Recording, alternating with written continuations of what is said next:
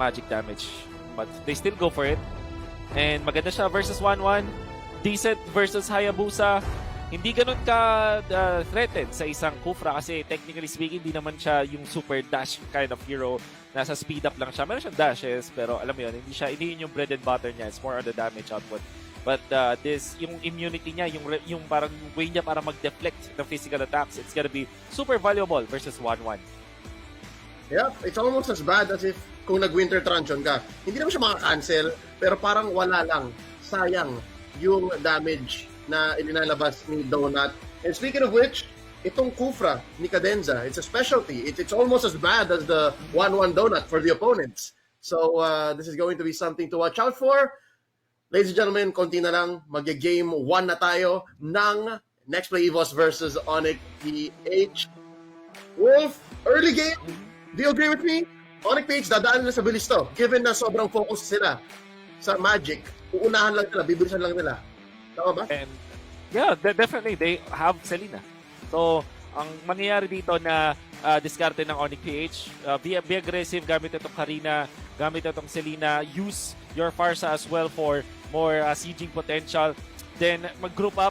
Tapos, kung sakaling kailangan dumating sa late game, meron ka namang Uranus to prolong it. But if you compare it dito sa composition ng Nxpe EVOS, kanina, nung nakita ko yung laban nila with the 1-1, I thought that they will sit back, wait for the late game. But instead, naging aggressive din sila. So, knowing Nxpe EVOS at naka-inspire ulit itong si Donut, tapos meron pa silang Kufra, wala kay Cadenza, they might also push the tempo gamit itong Hayabusa.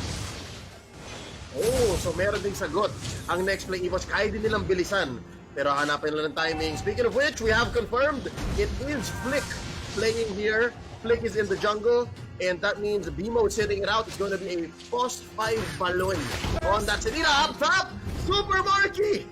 Super Marky! Natalunan, napasukan dito. Nxpe EVOS goes first blood. Wolf, ito yung sinasabi mo may potential na sumagot din at bumilis ang Nxpe EVOS. Yeah, same play as kanina na ginawa doon ni 1-1. Oh no, Greed had to flicker out. But yeah, same play na ginawa doon ni Donut. Naghanap siya ng opening, pops the Inspire, tapos sinolo kill agad yung gold lane matchup niya. This time, with a little bit of help, nakakuha ng Nxpe ng extra kill. Siyempre, kay Apple, how do you pronounce it? Apple Fishing. Si Yelly Haze. Mr. Bataanon. Oh, wait lang. Yep. Cadenza, as we figure out how to read that, jumps in, threatens hatred. Ang nangyari dito, Wolf, parang until sabihin ni Flick na G, hindi papasok ang Onic. They're gonna wait for it kasi nabigla sila doon sa top lane. Yeah. Ganda, napakagandang simula agad para sa Nxpe EVOS. Hindi naman din ganun kalaki, but Cadenza. Oh, putting hatred here. J-Lord Gonzalez at a fourth of his health. Pero makakaporma naman dito ang Onic Philippines with this first turtle. Dilarski, El General, making space, pushing Cadenza away. Kaya ba ng Edith ito? It's going to be Oreshi. Trying to contest, pero malinis. Makukuha ni Flick ito. And that's going to give Onic Philippines more moves. Wait lang! Circle Heal! Sa may top lane! Pero may sagot. Marky firing back. Coming the turret. Kumain si Hayes ng ilang turret hits. Pero nag-jungle ang next play. Ang turret aggro and Cadenza coming in. Kamunti ka na, pero ang daming tao ng Nxpe EVOS dito. 4 people, not resulting to much. Greed, babato dito ng Fana. They're gonna concede that engagement. And Wolf, my question to you is, ang hirap nung ganon. Whoa, wait lang. Nanakuha ba? We'll see. Pwede ba natin makita si Hayabusa? I think it's on Flick. Oh, it was... Oh, it's on Flick. Oh. Alright, so, Okay. question, kahit wala namatay, that was costly for next play. Definitely. So, yun din yung sasabihin ko. Bakit? Kasi lamang na sila. And then they lost the turtle because of that. Tapos yung, which means na lalaki yung level advantage ni Flick over H2 dahil si H2 ay nandun sa top lane na tumambay. At ang nangyari pa doon, hindi napatay nung outer turret dun sa may top lane yung isang minion na may gold kasi tinangke ni Hayes yung turret aggro since they already dove onto Marky. That's why pagbalik ni Marky, meron pa rin siyang gold. So, hindi nila na-denayan si Marky ng gold from that. And those are the small things na nagmamatter ng sobra dito sa early stages ng ating laban.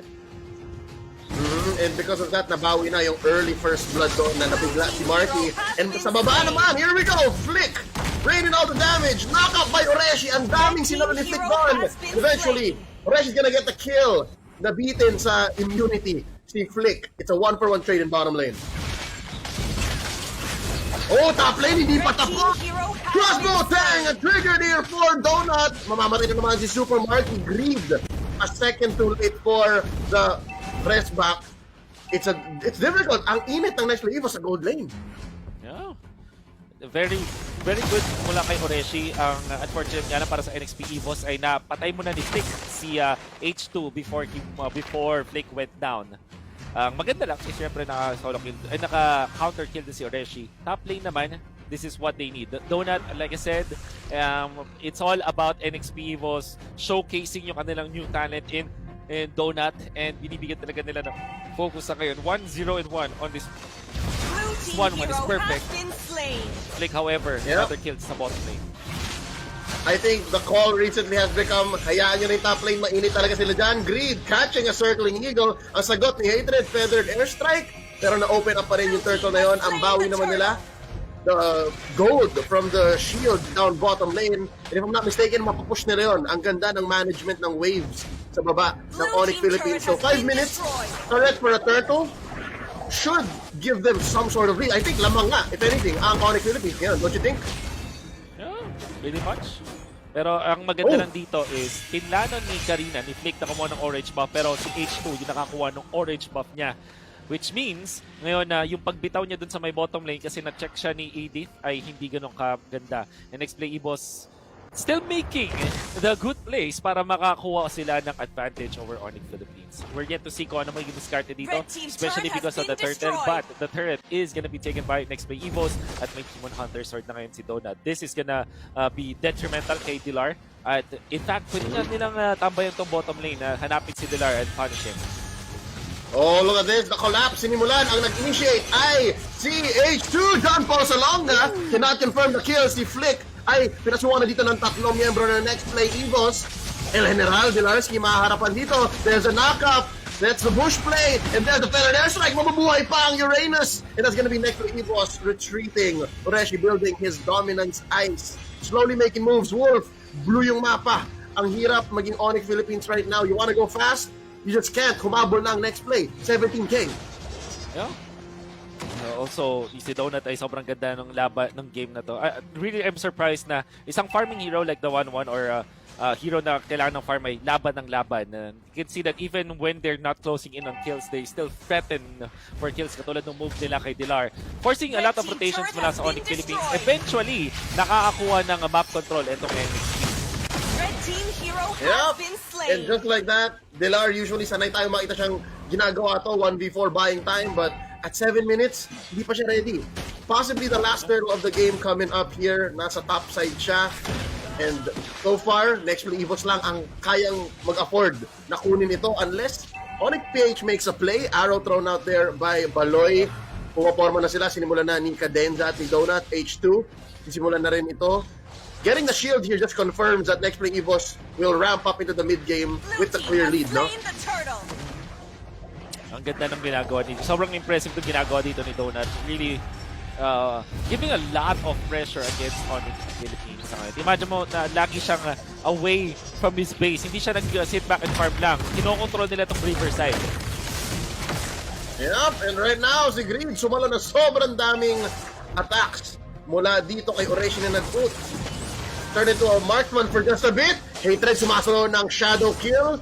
That's going to be another false engage. Hindi makakuha ng kill doon ng Nxpe Evos, but they will find space for this tier 1 in mid. Wow. And slowly lumiliit lalo ang real estate ng Onic PH. They're trying to find a kill here onto Flick. Oh, well, high-end orchestrated. Yep.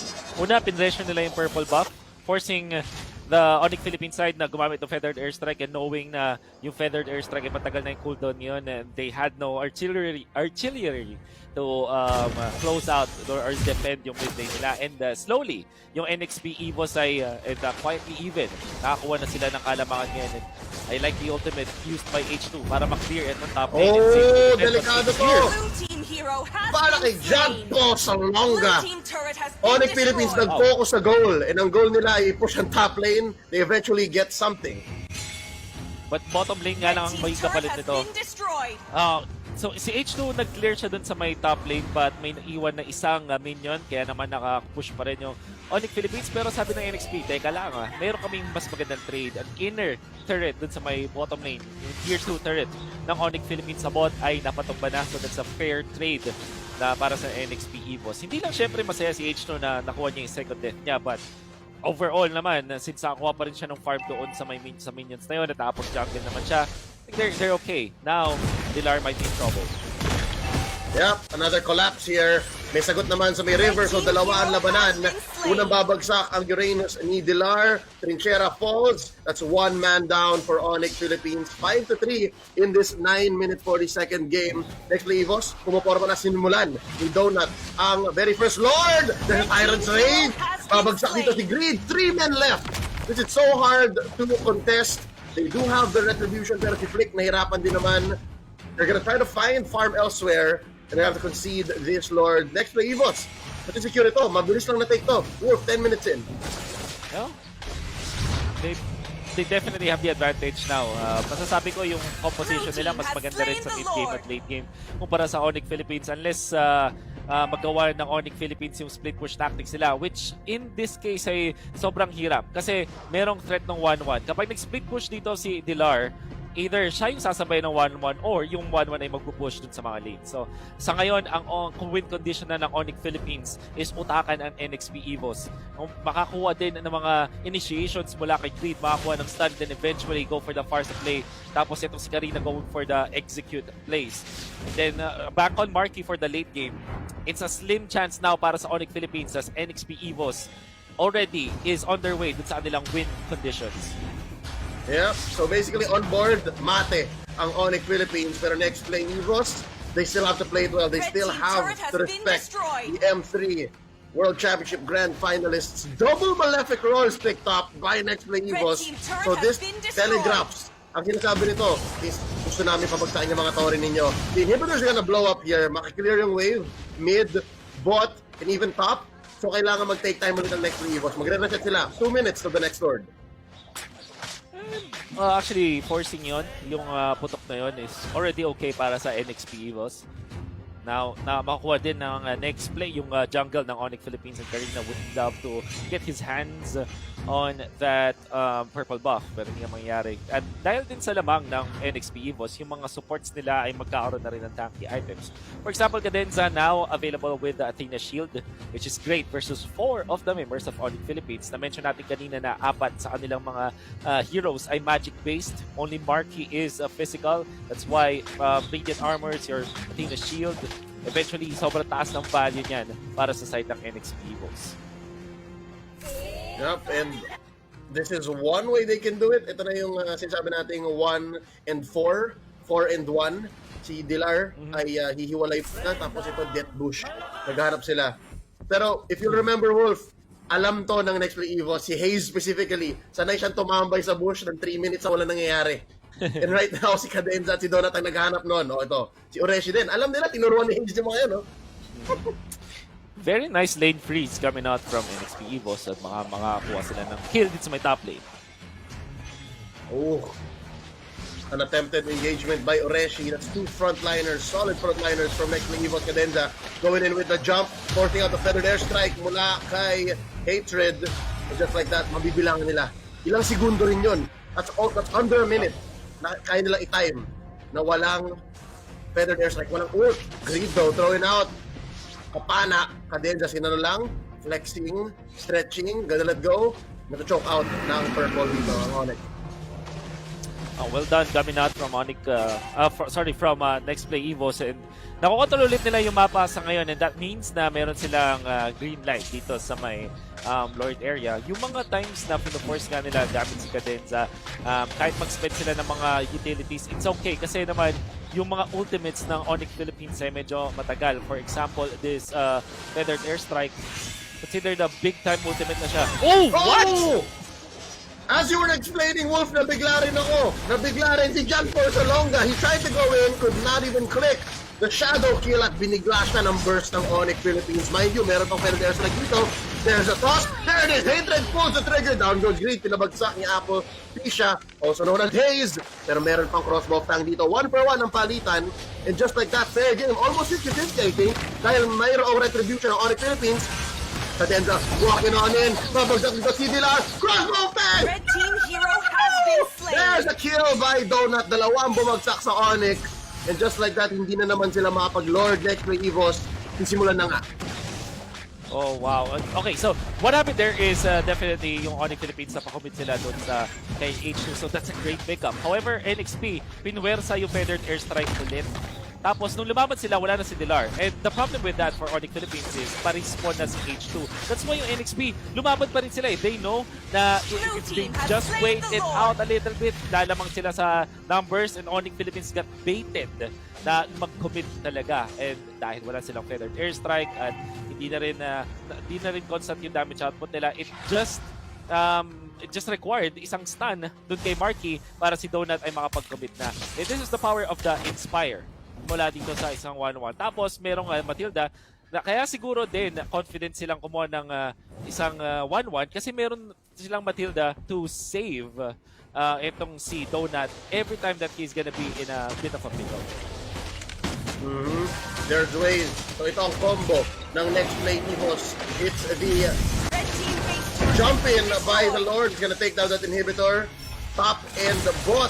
Na-sync na naman nila. Ang ganda. Spacing them out. That's gonna be the jump in. Cadenza. Makakaisa. H2 taking down Flick. That's one defender down. All inhibitors going. Mapipinditan dito. Failed airstrike ng maaga. Magre-retreat muna Super Marky. And that's all she wrote. Ladies and gentlemen, game number next play.